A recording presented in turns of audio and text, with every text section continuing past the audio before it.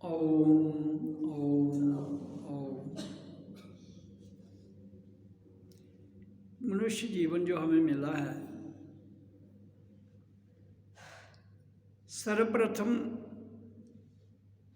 हमें इस तथ्य पर अपने आप को उतारना है कि ये मिला किस लिए है। अगर इस बात की समझ ना आए जीवन के रहते हुए, तो जीवन का मिलना अकार्थ है, कोई अर्थ नहीं रह जाता है। इसलिए सत्संग में आने का सबसे बड़ा जो हमारा जीवन का लक्ष्य और अर्थ है, वो है हमें अपने आप को भीतर से जानना। चर्चा बहुत बार आती है, लेकिन उसी चर्चा को आज फिर मैं आपके समक्ष अपनी वाणी के द्वारा प्रस्तुत कर रहा हूं कि समय अपनी धारा में बह रहा है और उसके साथ साथ जीवन भी अपनी धारा में चल रहा है। अब जहां पर दो बातों का परस्पर विरोध है, एक समय और एक है जीवन। समय बंटा हुआ है, जैसे सुबह, दोपहर, शाम और रात, लेकिन जीवन बंटा हुआ नहीं है।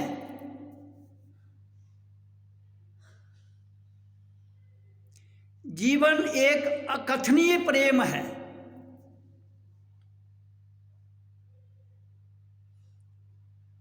उस अकथनीय प्रेम को ही जानना,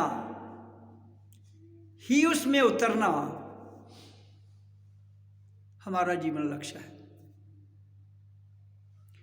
लेकिन जब तक हम इस जीवन को वक्त की धारा के साथ उतार देंगे, तो आप उस अकथनीय प्रेम को कभी भी नहीं समझ पाएंगे। क्यों? समय काल है, जीवन काल नहीं है, काल से परे है। इसलिए दोनों में विरोधाभास है। तो जब दो चीजों में विरोधाभास है, लेकिन हम तो काल में जी रहे हैं, और जब तक हम काल में जी रहे हैं तो विरोधाभास कभी भी खत्म नहीं होगा। और जिस दिन हम काल से परे जीवन में आ जाएंगे, तो विरोधाभास टूटना शुरू हो जाएगा। और जब विरोधाभास टूटता है, तो फिर हम अपने जीवन के दायरे में आते हैं। फिर समझ आ जाती है कि जीवन से पहले मृत्यु है। क्यों? काल मृत्यु को भी कहते हैं, काल समय को भी कहते हैं। तो इसलिए जब तक हम काल से परे नहीं जाएंगे, तो जीवन जीने की कला नहीं आ सकती। और जब तक हम काल से परे नहीं जाएंगे, तब तक अकथनीय प्रेम की भाषा को भी नहीं समझ पाएंगे।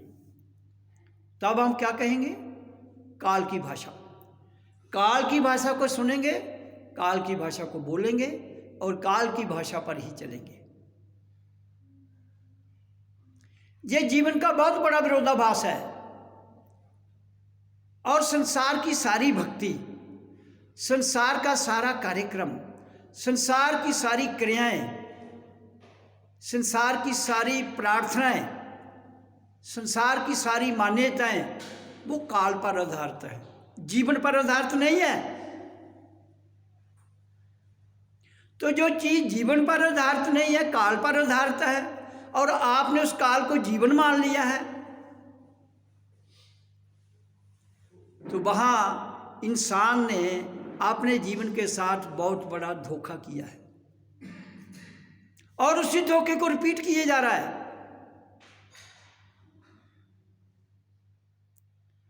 तो इसलिए काल की गिरफ्त में जो भी शक्ति है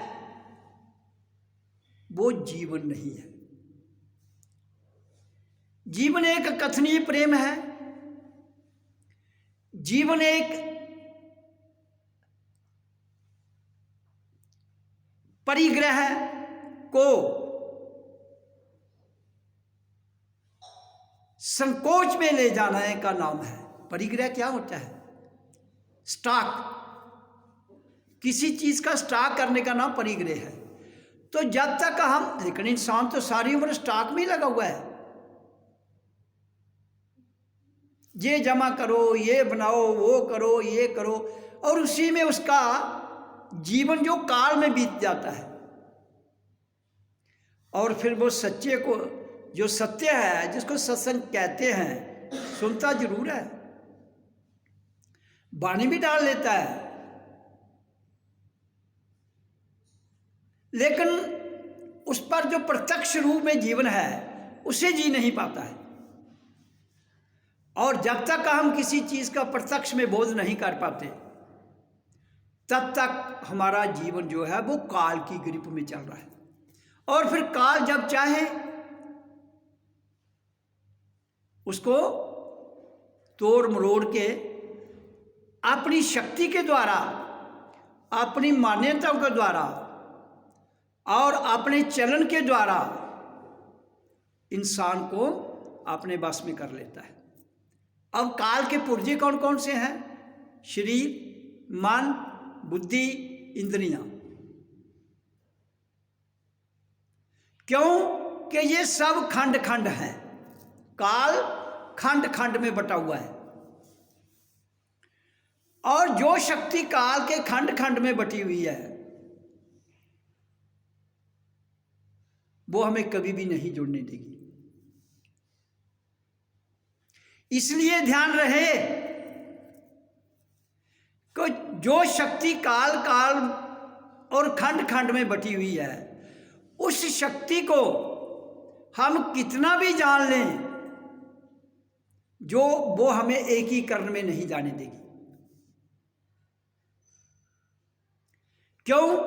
हमारे भीतर, मैंने पहले भी कहा है, आज भी कह रहा हूं, आगे भी इसी को कहूंगा, अखंड ज्योत और अखंड ध्वनि। अखंड ज्योत, अखंड ध्वनि।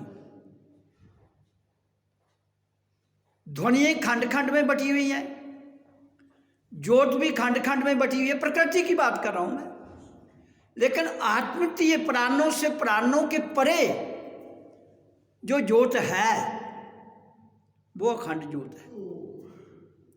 और जब तक हम उस अखंड ज्योत में अपने आप को स्थिर नहीं कर लेते, और जब तक हम उस अनाहत नाद ध्वनि में अपने आप को स्थिर नहीं कर लेते, तब तक तो काल हावी रहेगा।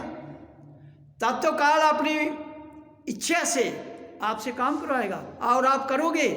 क्योंकि आपने जीवन को नहीं जाना है, क्योंकि आपने मृत्यु को देखा नहीं है, सुना है, मृत्यु को पहचाना नहीं है। मृत्यु घटित नहीं हुई प्रैक्टिकल। तो मृत्यु कब घटित होती है? जब हम काल से परे जाएंगे, तो काल पीछे रह जाएगा, मृत्यु घटित हो जाएगी, आपका जीवन शुरू हो जाएगा।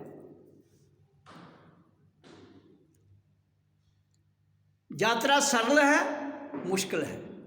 सरल जरूर है, मुश्किल बहुत है। मुश्किल इसलिए बहुत है क्योंकि जहां का जितना भी सिस्टम है, संसार का, काल का, प्रकृति का, ये भिन्नता में वास करता है। और जो भिन्न भिन्न शक्तियां हैं वो कभी भी अपनी शक्ति के साथ आपको एकाग्र भाव में नहीं जाने देंगी, आपको खंड भाव में नहीं जाने देंगी, आपको खंड अनहत ध्वनि में नहीं जाने देगी। उसका कारण क्या है? उसका कारण है बाहर का दृश्य, उसका कारण है बाहर की चकाचौंध, उसका कारण है बाहर की प्रथाएं, उसका कारण है बाहर की मान्यताएं, उसका कारण है बाहर का यकीन, उसका कारण है बाहर का विश्वास, उसका कारण है बाहर का ज्ञान। तो ये सारी जितनी भी बाहर जो आंखों से प्रतिक्रियाएं दिखाई देती हैं, ये सब उसी का बेस है। लेकिन उनसे निकलना, उनसे हटना सुनने में बड़ा आसान लगता है, कहने में भी बड़ा आसान लगता है। सुनना और कहना दो प्रतिक्रियाएं हैं। मैं कह रहा हूं, आप सुन रहे हो बड़ी मस्ती में, लेकिन मैं जो कह रहा हूं और जो कहने वाला है और जिसे कहा जा रहा है, उसके पीछे एक ही ताकत है जिसको चेतन शक्ति कहते हैं, जिसको चेतना कहते हैं, जिसको आत्मा कहते हैं। वो जागृत है। सुनने वाला सोया हुआ है, सुनने वाला कानों तक भी सुन सकता है, भीतर नहीं डालता है।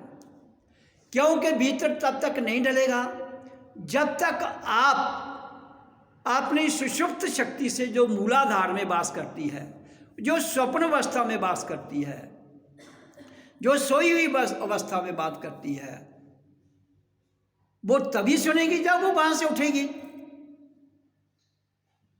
तो जब तक सुषुप्त शक्ति मूलाधार से उठ के हमारी भ्रिकुटी में और भ्रिकुटी के ऊपर त्रिकुटी में नहीं आएगी, तब तक हम जाग नहीं पाएंगे। और अगर हम जीवन के रहते हुए जाग नहीं पाए, जीवन के रहते हुए जाग नहीं पाए, तो काल जो है ये अपनी पकड़ कभी भी नहीं छोड़ेगा इंसान पर। तो अगर काल पकड़ नहीं छोड़ता है, तो हमारा प्राप्त किया हुआ ज्ञान, हमारे द्वारा सुनी हुई वाणी, हमारे द्वारा कही हुई वाणी सारी की सारी काल की ग्रिप में भस्म हो जाएगी। इसलिए मैं बड़े स्पष्ट भाव में कहता हूं, जागो। जागने के लिए आपको अखंड ज्योत, अखंड नाद ध्वनि को अपने भीतर से सुनना है, अपने भीतर से ही बोध करना है, अपने भीतर से ही जुड़ना है। कोई यहां किसी का गुरु शिष्य नहीं है। आप स्वयं में अपना गुरु हैं, स्वयं ही अपना शिष्य है। आप दूसरे को दिए को लेकर कहां तक पहुंच पाओगे? जब तक अपना दीपक अपने भीतर नहीं जलाओगे, दूसरे का उधार लियो दीपक कहां तक ले जाओगे? वो ज्यादा देर चलने वाला नहीं है। इसलिए संसार में सत्संग है क्या? अपने भीतर की शक्ति को जगाना, अपने भीतर के जो अंधेरा है उस अंधेरे को मिटाना। और अंधेरा तब तक नहीं मिटता है जब तक आपका जीवन जीते जी मृत्यु में घटित नहीं हो जाता है, तब तक जीवन जीने की कला आ ही नहीं सकती है। आप कितने ग्रंथ पढ़ लें, आप कितने श्लोक याद कर लें, आप कितनी ही वाणी को बोल लें, लेकिन ये यात्रा खामोशी की है, ये यात्रा मौन की है, ये यात्रा शांत की है, ये यात्रा अकेले की है। तो अगर हम इस दुनिया की भीड़ में अपने आप को एकांत की यात्रा में स्थिर ना कर पाए, तो बातें तो रह जाएंगी, कहानी भी रह जाएंगी, किस्से भी रह जाएंगे, आप भी चले जाएंगे, क्योंकि काल की प्रतिक्रिया है। सुबह होती है, दोपहर होती है, शाम होती है, रात होती है, फिर सुबह हो जाती है। तो ये जो साइकिल है, वर्ताकुल जिसको हम कहते हैं, ये काल है। इस साइकिल को जो चीर के निकलता है वो प्राणों में आहुति दे के फिर उस चेतना में जा सकता है। तो ये तो व्यक्तिगत मामला है ना, ये कोई सामूहिक मामला तो है नहीं। आप किसी सरोवर में स्नान करने जा रहे हैं, जाकर डुबकी लगा के आ जाते हैं, हजारों लोग नहा लेते हैं। ये ऐसी डुबकी नहीं है, ये अकेले की डुबकी है, भीतर की डुबकी है, एकांत की डुबकी है, और शांत की डुबकी, और मौन की, जिसमें कुछ कहना ही नहीं है। तो कहना कहाँ छूटता है? जिस दिन हम अखंड में चले जाएंगे, जिस दिन हम सत्य को जान लेंगे। नाम आप भगवान दे दो, परमात्मा दे दो, आत्मा दे दो, शब्द दे दो, निशब्द दे दो, अल्टीमेट तो इसका है मृत्यु घटित होने के बाद आप जाग सकते हो, उससे पहले नहीं। जागेंगे फिर सो जाएंगे, जागेंगे फिर सो जाएंगे। और जीवन की धारा जैसे कि झूला ऊपर जाता है, नीचे आता है, फिर ऊपर जाता है, फिर नीचे आता है, और चलता रहता है। और फिर जब रुकता है, आप या तो टॉप पर फंस जाएंगे, या साइड में फंस जाएंगे, या नीचे फंस जाएंगे। तो काल चक्र की जो गति है उसमें आप बैठे हुए कहाँ फंस जाएंगे, ये तो उसके रुकने पर पता चलेगा ना। लेकिन चेतना रुकती नहीं है। चेतना एक ठहराव है, आत्मा एक ठहराव है, आत्मा एक आंतरिक ज्ञान है, आत्मा एक ऊर्जा है, और एक ऐसी ऊर्जा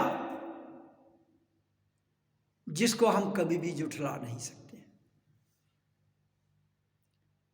तो इसलिए मेरा यहाँ सत्संग में आपके समक्ष वाणी रखने का इतना ही अर्थ होता है, भीतर जाइए। भीतर का स्वाद जब तक आप नहीं चखोगे तब तक बंधुओं कहानी अधूरी है। इसलिए इस अधूरी कहानी को पूरा करने के लिए आपको अपने भीतर झांकना है। मैं कहाँ खड़ा हूं, मैं क्या कर रहा हूं। तो जिसके लिए 3 बातें बड़ी जरूरी है। प्रेम, pure love is yourself, pure love. और दूसरा, किसी बात का संग्रह नहीं करना, जमाखोरी टोटली ना करना। आया है जाने दो, लेकिन आया कहाँ से है, जाना कहाँ है, इसका ज्ञान जरूर होना चाहिए। अगर आने का पता नहीं है चीज कहाँ से आ रही है और कहाँ जा रही है, फिर आप अंधेरे में हैं। Pure love is God. त्याग एक होता है, त्याग एक होता है स्टॉक। किसी चीज को अपने साथ नहीं जोड़ने का नाम ही त्याग है। 2, तीसरा, अपने प्राणों को प्राणों के होटी में देकर उससे परे भी एक शक्ति है, जिसको आप आत्मा कह सकते हो, जिसको आप अखंड ऊर्जा कह सकते हो, जिसको आप अखंड ज्योत कह सकते हो, जिसको आप अखंड अनाहत ध्वनि कह सकते हो। ये सिंपल और सरल रास्ता है जीवन का। इतना उलझा दिया संसार के धर्मगुरुओं ने, इतना उलझा दिया यहाँ के तथाकथित बातें करने वालों ने, इतना उलझा दिया शास्त्रों को रटारट लगाने वालों ने। कृष्ण, कबीर, महावीर, क्राइस्ट, हजरत मोहम्मद और भी संसार में जितने पैगंबर हुए, समय समय पर वो प्रेरणा युक्त तो हो सकते हैं, साक्षात आपको समझ में होना है।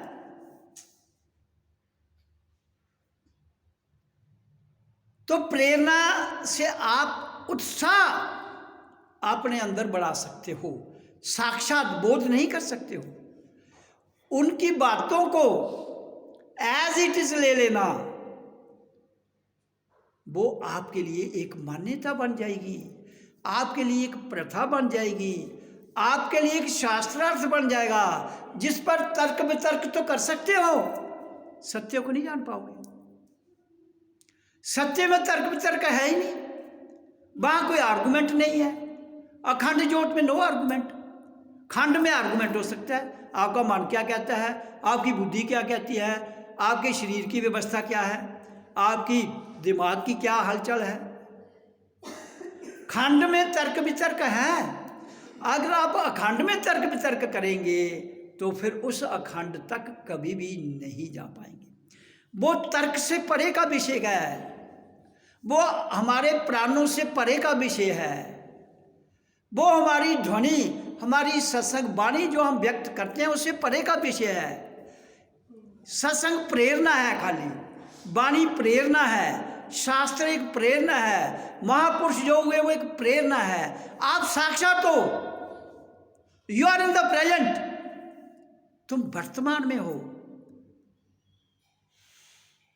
और वर्तमान में तुम जो किसी ने कहा है, जो किसी ने सुना है, जो किसी ने सुनाया है, उसको साक्षात करने की क्षमता तुम में है।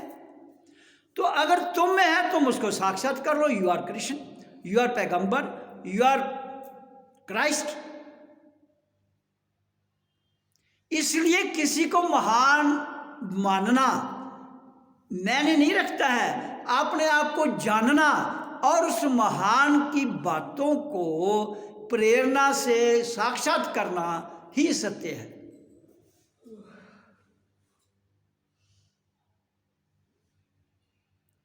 जीवन जीने की कला तो यही है। अगर जीवन जीने की कला हमें ना आई बंधुओं,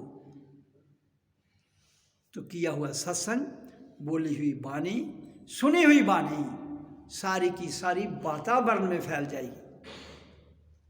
और जब हमारे द्वारा बोली हुई वाणी वातावरण में फैल जाती है तो फिर वो भी एक मान्यता बन जाती है।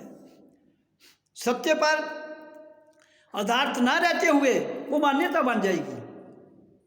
और जब वो मान्यता फिर प्रथा में चली जाएगी और फिर वो भीड़ में चली जाएगी। और भीड़ किसकी होती है? भीड़ भेड़ों की होती है। इसलिए जिस भीड़ में इंसान आया है उस भीड़ में रहते हुए इस यात्रा को सफल करने की क्षमता, सफल करने का प्रयास वो हमारे भीतर है। करना है, we have to do it, nothing है। सोचना नहीं है, ये सोच का विषय नहीं है, ये करने का विषय है। ये ज्ञान का विषय भी नहीं है, क्योंकि जब तुम भीतर झांकोगे ज्ञान प्रकट हो जाएगा। इसका मतलब वो विषय नहीं है। जो चीज़ प्रकट होती है वो विषय नहीं है। जो चीज़ पढ़ाई जाती है वो विषय हो सकती है, तो ज्ञान पढ़ाया नहीं जाता है।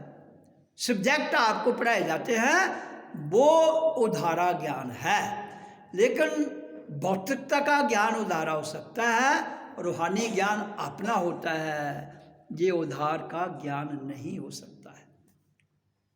इसलिए जब तक हम इस धरती पर जीवन मिला है, इस जीवन के रहते हुए सत्य को जानने के लिए हमें अपने भीतर झांकना है।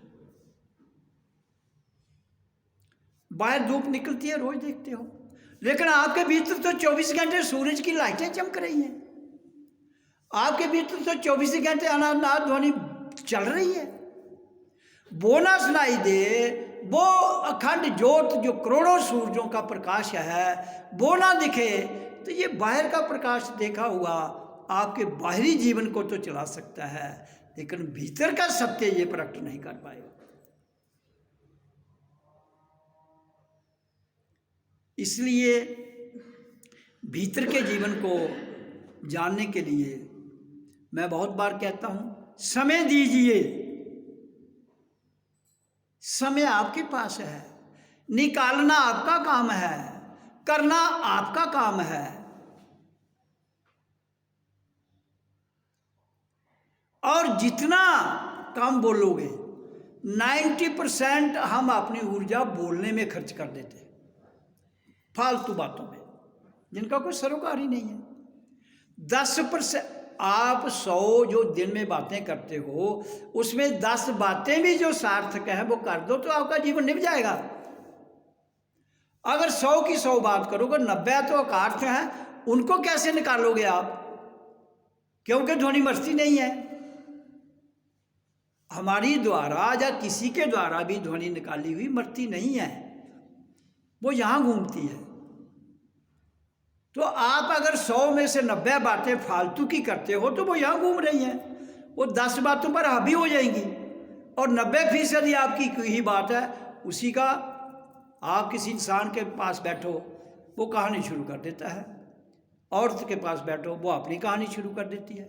और जिनका कोई सरोकार ही नहीं है, जीवन के साथ कोई लेन देन नहीं है, क्योंकि जीवन तो तब शुरू होता है जब मृत्यु घटित हो जाती है। उससे पहले तो जीवन नहीं है, उससे पहले काल है। वो काल जो है वो अपनी बातों में आपको व्यस्त रखता हुआ, आपकी ग्रिप में रखते हुए, आपके मन को, आपकी बुद्धि को, आपके शरीर को, आपके दिमाग को, आपके सिस्टम को, जो आपको प्रथा में मिला है, जो कुछ आपने जाना है, जो कुछ सीखा है, वही सिखा के चला जाता है। लेकिन जिस सत्संग की मैं चर्चा कर रहा हूं, वो किसी से नहीं सीखा जाता है, सिखाने से आएगा भी नहीं। वो तब जिस तरह आप अपने भीतर मूलाधार से लेकर सतलोक तक की यात्रा जो है, वो आंतरिक यात्रा जिसको कहते हैं, जिसको मौन यात्रा कहते हैं, जिसको शांत यात्रा कहते हैं, जिसको आनंद की यात्रा कहते हैं, जिसको ज्ञान की यात्रा कहते हैं, जिसको अखंड ज्योत की यात्रा कहते हैं,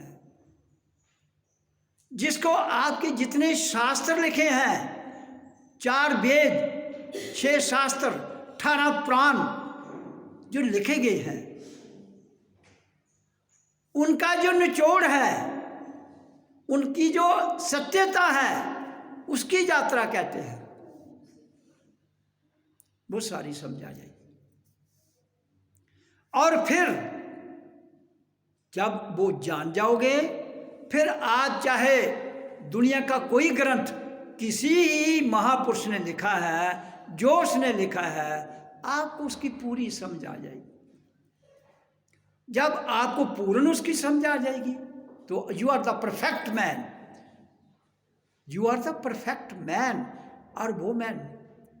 क्योंकि आत्मा का कोई लिंग नहीं होता है। परफेक्ट मैन और परफेक्ट वुमेन का अर्थ है जागृत अवस्था, चेतन अवस्था में रहना। वो नर हो या नारी हो, वहां कोई सेक्स का कोई भी मेल फीमेल का चक्कर नहीं है। संसार में तो यहां जो हमारा खंड खंड भाग है, उसी भाग कभी मन बुद्धि को दबा लेता है, कभी बुद्धि मन को दबा लेती है, कभी दिमाग उसके ऊपर अपनी सोच लगा के दबा लेता है। वहां जिसकी सत्ता, कभी आदमी औरत को दबाता है, कभी औरत आदमी को दबाती है, कभी घर वाला पत्नी को दबाता है, कभी पत्नी घर वाले को दबाती है। तो ये प्रेम तो नहीं है ना। एक दूसरे को दबाना, एक दूसरे के सुप्रेस करना, ये प्रेम की परिभाषा नहीं है।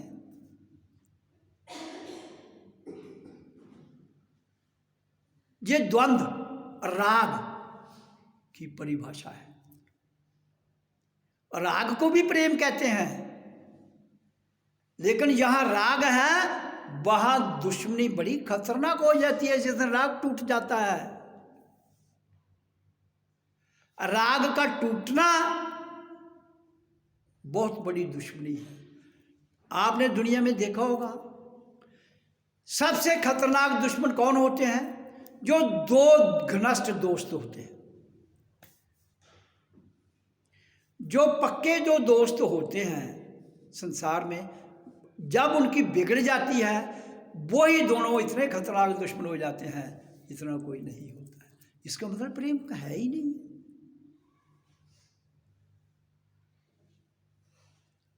क्यों कि प्यार तो उन्होंने जताया था, लेकिन प्रेम की झलक उसमें नहीं देखी थी।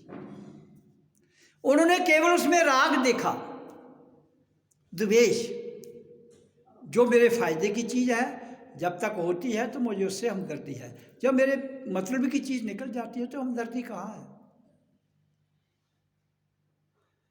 लेकिन वो अलौकिक प्रेम जिसकी सत्संग में मैं चर्चा करता हूँ, वो प्योर लव है, प्योर भगवत प्रेम, जहाँ राग नहीं है, जहाँ दूसरा भी नहीं है।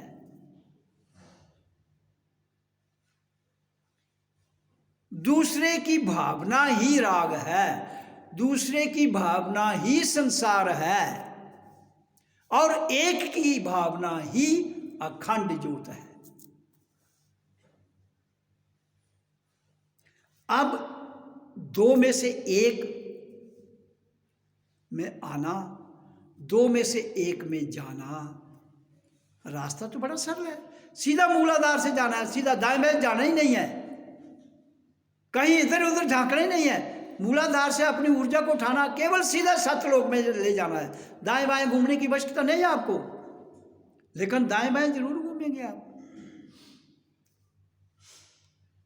देखो, प्रकृति में परमात्मा ने इतना सिस्टम बनाया है, भिन्नता रखते हुए भी उसने हमारे भीतर एक अभिन्न रास्ता, ट्रैक, मार्ग बनाया हुआ है।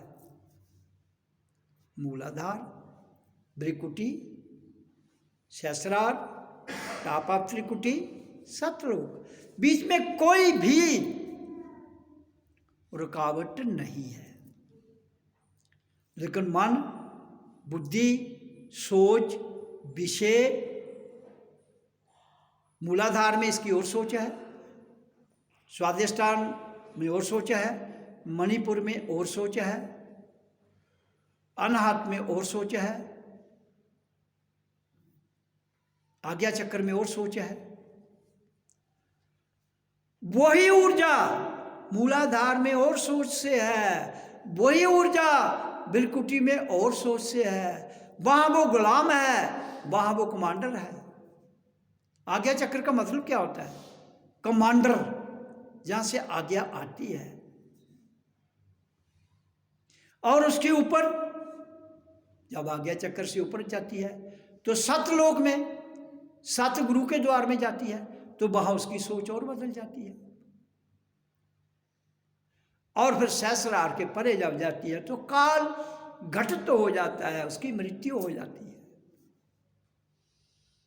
जब काल की मृत्यु हो जाती है, आपका जीवन जाग जाता है, और जब जीवन जाग जाता है आपको होश आ जाती है। फिर होश आती है, वे जो कुछ मैंने यात्रा की वो तो एक परिवर्तनशील यात्रा थी, अब मैं जहां खड़ा हो गया हूं वो एक अखंड यात्रा के लक्ष्य पर खड़ा हूं। और जब वहां पहुंच गए, आपका जीवन लक्ष्य पूरा हो गया, मैं कौन हूं उस दिन समझ आ जाती है। मैं कहां से आया हूं, आई हूं, वो भी समझ आ जाती है। मैं किस लिए आया हूं, वो भी समझ आ जाती है। जिन ये तीनों समझ आ जाती हैं, उस दिन तुम परफेक्ट इंसान बन जाते हो। फिर आपके द्वारा किया हुआ कार्य, आपके द्वारा बताया हुआ ज्ञान, आपके द्वारा सोची गई सोच कभी भी गड़बड़ नहीं करेगी, कभी भी नहीं। चाहे आप कितनी भी कोशिश करो किसी को नुकसान पहुंचाने की, नहीं पहुंचा पाओगे। क्यों कि वहां तो काल की मृत्यु हो चुकी।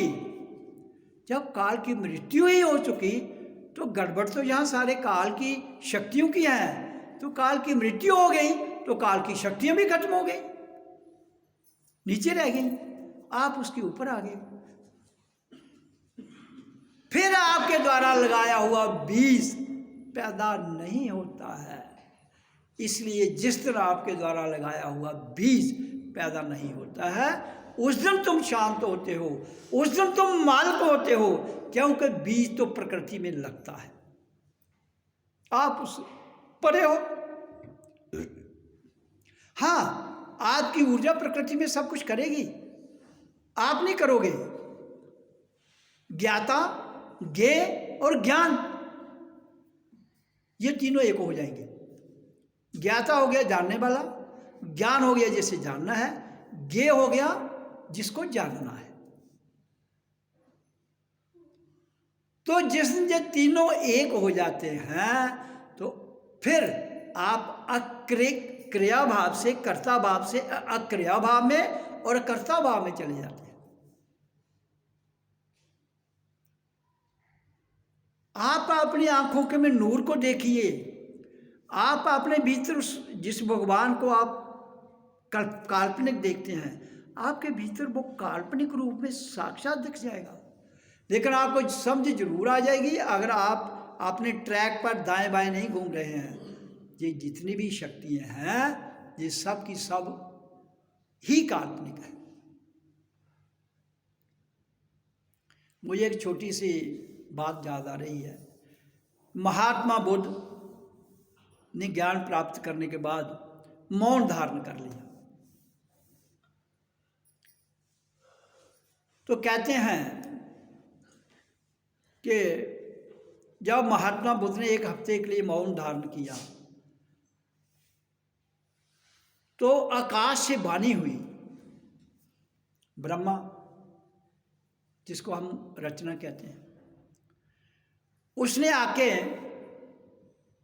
समस्त देवताओं के साथ, इंद्र देवता, ब्रह्मा, जितने भी ये काल्पनिक है, ये कहानी सत्य है या नहीं है मैं उसके बारे में नहीं कह रहा हूं, लेकिन मैं एक उस आवाहन की बात कर रहा हूं जो उस समय कहा गया है। तो इस पर मैं अपनी निजी राय भी दूंगा बाद में। तो कहते ब्रह्मा ने आके महात्मा बुद्ध के पैरों में प्रणाम किया कि तुम कुछ बोलो, तुम मौन को तोड़ो, मौन को तोड़ के संसार के समक्ष कुछ वाणी कहो।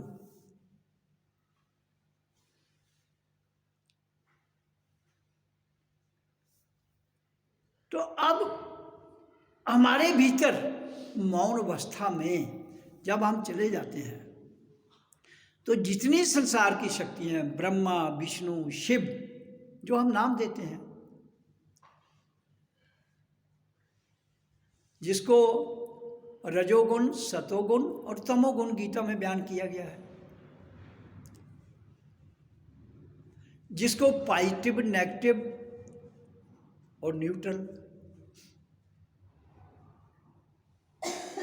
अवरुद्ध शक्ति के रूप में कहा गया है। तो होता क्या है हमारे अंदर, ये मैं अपनी राय दे रहा हूं, राय नहीं, ये तथ्य पर आधारित है। आपको राय इसलिए कह रहा हूं, आपकी उस लेवल की अभी पहुंच नहीं है। तो जब ये सारी अब काल के भीतर जितनी ये अवरुद्ध शक्तियां, राजस, तामस और अवरुद्ध और न्यूट्रल, इलेक्ट्रॉन, प्रोटॉन और न्यूट्रॉन जो भी हैं, जिनको जो इंग्लिश में कुछ नाम दिया जाता है, हिंदी में कुछ, मुसलमान कुछ, अपने अपनी बातों में, ये सारी की सारी जिस भी आप धर्म में, संप्रदाय में पैदा हुए हैं, ये सब की सब एकाग्र होकर आपके समक्ष खड़ी हो जाएंगी एनर्जी के रूप में। जब एनर्जी के रूप में ये आपके समक्ष खड़ी हो जाती है, तो आप जिस संप्रदाय से हो उसी संप्रदाय की शक्तियां आपके सामने प्रकट हो जाएंगी काल्पनिक अवस्था में। और फिर आपको वो नमस्त होके जिनको आप देवता कहते हो वो आपको प्रणाम करेंगे। जब मैं कहता हूं कि जो देवता है, जब हम अपने आप को उस आत्म की शक्ति में लीन हो जाते हैं तो ये सब के सब नमस्तक हो जाते हैं, क्योंकि ये सब की सब काल की शक्तियां हैं। जब हम काल से परे हो जाते हैं तो काल झुक जाता है। तो झुकने का अर्थ ये नहीं है कि काल खत्म हो गया, झुकने का अर्थ ये भी नहीं है कि काल ने अपनी क्रियाएं बंद कर दी, लेकिन उस व्यक्ति के प्रति वो इतना शांत हो जाता है, इतना आनंदित भाव में चला जाता है, तो वो सारा आनंदित भाव इंसान के भीतर ही समाया हुआ है। अगर आप वहां जा नहीं पाते हो, वहां जाने नहीं पाते हो, तो आप कैसे अनुभूति कर पाओगे? इसलिए काल आपको अपनी शक्तियों से कभी भी नहीं निकलने देगा। आपके देवी देवता, आपके तथाकथित मान्यताएं, भगवान जितने भी आपके धर्म गुरुओं ने आपको सौंप दिए हैं, आप उसमें नहीं निकल सकते। क्यों? कि घर में 4 लोग हैं, जो बड़ा है, जो उसको मानता है, छोटे उसी को मानेंगे। गलती से कोई एक ऐसा कभी कभी जीव निकल आता है जो नहीं मानता है, वो अपनी खोज करता है और अपनी खोज के द्वारा अपने आप को जानता है। फिर वो उसको कहता है कि जो कुछ तुमने हमें प्रथा में दिया है वो उधार का सौदा है। लेकिन ऐसा बड़ी मुश्किल से संभव होता है, नहीं तो दुनिया मान्यता में ही डूबी चली जा रही है। प्रथाओं में, बाप ऐसा करता था, मेरी माँ ऐसा करती थी, समाज ऐसा करता था, तो उसी, क्योंकि सारी प्रवृत्ति काल की है, वो उसी में उलझ के रह के जीवन गुजार के चला जाता है। कोशिश करने के बावजूद भी ये काल खींच लेता है। मूलाधार से लेकर टॉप ऑफ त्रिकुटी तक काल की सत्ता है। तो जब तक मृत्यु नहीं घटे, काल मृत्यु को कहते हैं, जब तक नहीं घटेगी तब तक आपको जीवन जीने की कला आना बड़ा मुश्किल है। तो इसलिए मेरा यहाँ कहने का भाव ये है कि जीवन जीने की कला आ जाए तो जीवन सफल, नहीं आए कभी इधर धक्का, कभी इधर धक्का, कभी आगे धक्का, कभी पीछे धक्का, तो धक्के बक्के खा के चले जाओगे। कभी संसार का धक्का, कभी मन का धक्का। क्यों? कि संसार की जो व्यवस्था है ये एकांत की नहीं है, ये शांत की भी नहीं है, ये 2 की है। और झगड़ा भी वहां होता है जहां 2 हों, एक का झगड़ा हो ही नहीं सकता। आप अकेले हैं, आपका क्या झगड़ा है किसी से? आपने आप चीटिंग भी नहीं कर सकते हो, आपने झूठ भी नहीं बोल सकते हो, दूसरे के साथ चीटिंग भी कर सकते हो, दूसरे के साथ झूठ भी बोल सकते हो। तो इसलिए ये यात्रा अकेले की है, शांत की है, एकांत की है, प्रेम की है, आनंद की है, प्राणों से परे की है। करनी आप सबको है, समय मिला है, जीवन मिला है। कर लोगे तो बढ़िया है, नहीं कर पाओगे तो फिर जीवन आकाश में जाएगा। ओ